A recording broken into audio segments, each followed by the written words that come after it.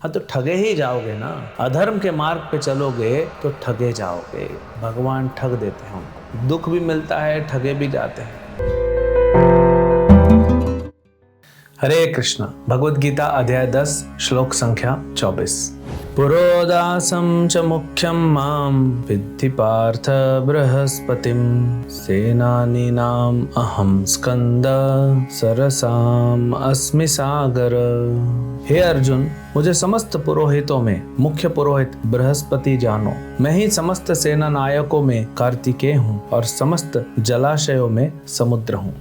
तो भगवान ये जो श्लोकों की श्रृंखला चल रही है, जिसमें अर्जुन ने रिक्वेस्ट किया था, विनती की थी कि प्रभु आप मुझे अपने ऐश्वर्य के बारे में बताइए। तो भगवान ये 72 जो ऐश्वर्यों का वर्णन करते हैं, वो श्रृंखला को हम कंटिन्यू करते हुए आज 3 ऐश्वर्यों की इस श्लोक में बात कर रहे हैं भगवान। कौन सा है? बृहस्पति। पुरोहितों में मैं बृहस्पति हूँ और सेना नायकों में स्कंद या कार्तिकेय या सुब्रमण्यम और जलाशयों में समुद्र।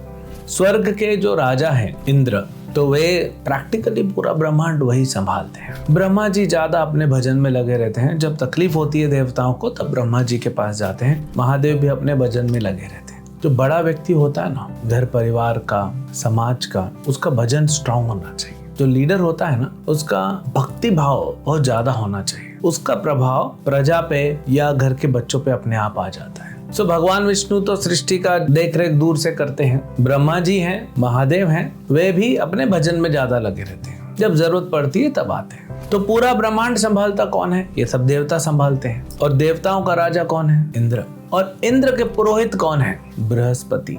गुरुवार बोलते हैं ना, बृहस्पतिवार। बृहस्पति जो है एक ग्रह है। और क्योंकि इंद्र सबसे बड़े हैं तो इंद्र के जो पुरोहित हैं वो भी सबसे बड़े होंगे। जितने भी पुरोहित हैं संसार में वे सब बृहस्पति के अधीन हैं। एक और पुरोहित है, आएगा आगे उनका नाम, शुक्राचार्य, जो असुरों के पुरोहित हैं। तो बृहस्पति में, शुक्राचार्य में थोड़ा चलते रहता है, जैसे असुरों में और देवताओं में चलते रहता है। तो पुरोहित का मतलब क्या होता है? परहित, दूसरे का हित करते हैं। देखिए, जो साधु अपना भजन करने बैठ जाए और दूसरों का हित नहीं कर रहा है, वो वैष्णव नहीं है। वैष्णव हमेशा दूसरों के हित की बात करते हैं। श्रील प्रभुपाद बहुत सुंदर उदाहरण देते हैं। हरिदास ठाकुर का उदाहरण आता है। उनको तकलीफ दी गई, मारा गया। क्यों? क्योंकि वे प्रचार कर रहे थे। जीसस क्राइस्ट चाहते तो अपना चुपचाप भजन कर सकते थे, लेकिन वैष्णव अपने भजन तक सीमित नहीं रखता। वो दूसरों के हित के लिए कार्य करता है, भले उसकी जान चली जाए। ये शरीर है, वो जानता है। तो कपड़े हैं, फट गए तो क्या हो गया, नया मिल जाएगा। भगवत धाम जाएंगे तो आध्यात्मिक शरीर मिलेगा। भगवान ने इस संसार में फिर से सेवा दे दी तो भौतिक शरीर फिर दे देंगे भगवान। लेकिन वैष्णव जो होते हैं वो दूसरों के हित के लिए करते हैं। फिर बात आती है सेना नायकों में। जैसे पांडवों के सेना नायक थे धृष्टद्युम्न, कौरवों के सेना नायक पहले भीष्म थे, बाद में द्रोण बने, बाद में कर्ण भी बनते हैं। तो सारे सेना नायक पूरे ब्रह्मांड में, उसमें सबसे पावरफुल कौन है? स्कंद या कार्तिकेय। उनके बहुत सारे नाम है, 108 नाम है। सुब्रमण्यम, मुरुगन। दक्षिण भारत में इनके ज्यादा मंदिर मिलेंगे, उत्तर में नहीं मिलेंगे। और दक्षिण में इनकी पूजा भी ज्यादा होती है भी बड़े शक्तिशाली। इनका जन्म भी बड़ा विचित्र तरीके से हुआ। कैसे जन्म हुआ? शिव जी जब सती ने आत्मदाह कर लिया तो शिव जो है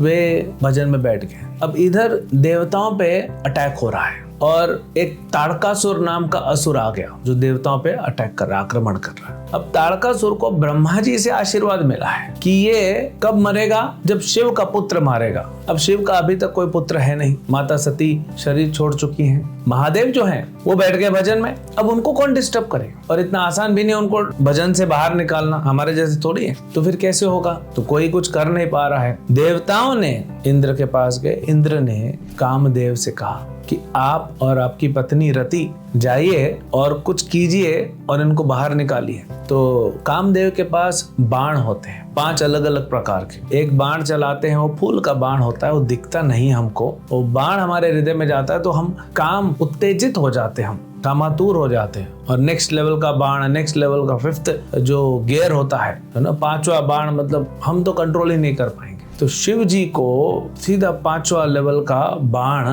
कामदेव ने मारा। हालांकि शिव को आप उत्तेजित नहीं कर सकते, वो तो धीर पुरुष हैं, वे धीरों में धीर हैं। लेकिन थोड़ा डिस्टर्ब हुआ उनको कि कौन परेशान कर रहा है मुझे, और उन्होंने अपनी तीसरी आंख खोल दी। जैसे ही तीसरी आंख खोली वहां से सीधा अग्नि निकली और कामदेव राख बन गए। सेवा करनी पड़ती है। ये कामदेव का पुनर्जन्म होता है भगवान के पुत्र प्रद्युम्न के रूप में, और फिर रति उनकी पत्नी बन के आती है। तो शिव अब जाग जाते हैं, सारे देवता बोलते हैं कृपा करे प्रभु। तब शिव जो है वो पार्वती को अपना वीर्य देते हैं। अब वीर्य 6 पार्ट में निकलता है, और इतना पावरफुल, शिव पावरफुल है तो उनका वीर्य भी होगा। तो उसको क्या किया, वायु ने धारण कर लिया। 6 अलग अलग जो वीर्य थे उसको धारण कर लिया, लेकिन इतना गर्म था तो उसने अग्नि को दे दिया। अग्नि बोले कि मैं कितना दिन रखूंगा, तो उसने माँ गंगा को दे दिया। लेकिन जहां दिया इतना गर्म था कि वो पानी पूरा उड़ने लगा, वेपोराइज होने लगा। तो गंगा ने एक झील में वीर्य डाल दिया शिव का, उसमें से 6 पुत्र उत्पन्न हुए। कृतिका नामक एक माता ने इन 6 पुत्रों को पाला, इसीलिए इनका नाम कार्तिकेय भी पड़ा। है तो पार्वती और शिव के पुत्र, कृतिका ने पाला। पार्वती ने देखा कि 6 अलग अलग हैं, इन 6 को एक कर दिया माता पार्वती ने। तो स्कंद के 6 सर हैं और ये बने महान सेना नायक। समुद्र मंथन के बाद जब मोहिनी मूर्ति ने, भागवत में आता है, जब मोहिनी मूर्ति ने अमृत पिला दिया देवताओं को, असुरों को कुछ नहीं मिला। असुरों को बाद में पता पड़ा हम तो ठगे गए। हाँ तो ठगे ही जाओगे ना, अधर्म के मार्ग पे चलोगे तो ठगे जाओगे। भगवान ठग देते हैं उनको, दुख भी मिलता है, ठगे भी जाते हैं। तो फिर जब युद्ध हुआ तो स्कंद खड़े थे सेना नायक के रूप में, सारे देवता और सारे असुरों का युद्ध हुआ। तो हम समझ सकते हैं युद्ध सिर्फ इस संसार में नहीं हो रहा, इस पृथ्वी पे नहीं हो रहा, युद्ध पूरे ब्रह्मांड में होता है। हर ब्रह्मांड में युद्ध होता है। वही पुरानी चीज, मेरे को कंट्रोल चाहिए, मुझे पावर चाहिए, मुझे इंद्र की गति चाहिए, इसके कारण युद्ध चलते रहता है। अब आप पढ़ेंगे भागवत में कौन कौन युद्ध कर रहा है। तो असुरों की तरफ से राहु, केतु, इधर से बृहस्पति, इंद्र, सूर्य, चंद्र, अग्नि। जिन देवताओं को आप पूछते हैं वो तो युद्ध में बिजी हो गए। वो देवताओं को शक्ति दी है भगवान, कई सारा संचालन इस संसार में देवताओं के द्वारा ही करते हैं। लेकिन जो भगवान की भक्ति में आ जाता है, सिर्फ प्रारंभ करता है, ये नहीं बोल रहे हैं कि भक्ति में सिद्ध हो गया, सिर्फ प्रारंभ अगर करता है भक्ति, तो भगवान के डायरेक्ट संरक्षण में आ जाता है। फिर उसको कुछ और करने की आवश्यकता नहीं पड़ती। तो ये स्कंद कितने महान होंगे, देवताओं के जो सेना नायक हैं, सेनापति हैं, तो कितने महान होंगे। फिर जलाशयों में समंदर, आप एक कटोरी में, एक बाटी में आप रखते हैं पानी, तो उतना पानी रहता है। उससे बड़ा मटका रहता है या आपका वाटर टैंक रहता है। कभी कभी वो म्यूनिसिपालिटी का बहुत विशाल वाटर टैंक रहता है, फट जाए तो उस एरिया में तो बाढ़ आ जाता है। उससे बड़े फिर झील होते हैं, नदियां होती हैं, लेकिन सब पानी कहाँ जाता है, समंदर में। तो सबसे विशाल समंदर होता है। ये जो समंदर हम देखते हैं इस पृथ्वी पे, ये भी बहुत है सबको डुबाने के, लेकिन ये बहुत छोटे हैं। इससे बड़े बड़े समंदर हैं जो 7 समंदर बोलते हैं। वो तो एक समंदर है ना, खारे पानी का, मीठे पानी का, शराब का, घी का, दूध का, गन्ने के जूस का, ऐसे सब 7 समंदर होते हैं। और ये सबसे छोटा समंदर है, श्रापित है इसलिए पानी खारा हो गया। बड़े बड़े समंदर है। और सबसे बड़ा है इस ब्रह्मांड में गर्भदक सागर। भगवान विष्णु अनंत शेष पे जिस पे लेटे हुए हैं, और उनके नाभि से फूल निकलता है कमल का, और उस पे ब्रह्मा जी बैठे हैं। पूरे ब्रह्मांड का आधा पानी भरा हुआ है, वो समंदर है। ये ब्रह्मांड सबसे छोटा है, तो इसका समंदर भी छोटा है। इससे करोड़ों गुना बड़े बड़े ब्रह्मांड हैं। और ये सारे ब्रह्मांड भगवान महाविष्णु जो भी अनंत शेष के ऊपर लेटे हुए हैं, उनके शरीर से निकल रहा है। और वे भगवान महाविष्णु लेटे हुए हैं कहाँ पे,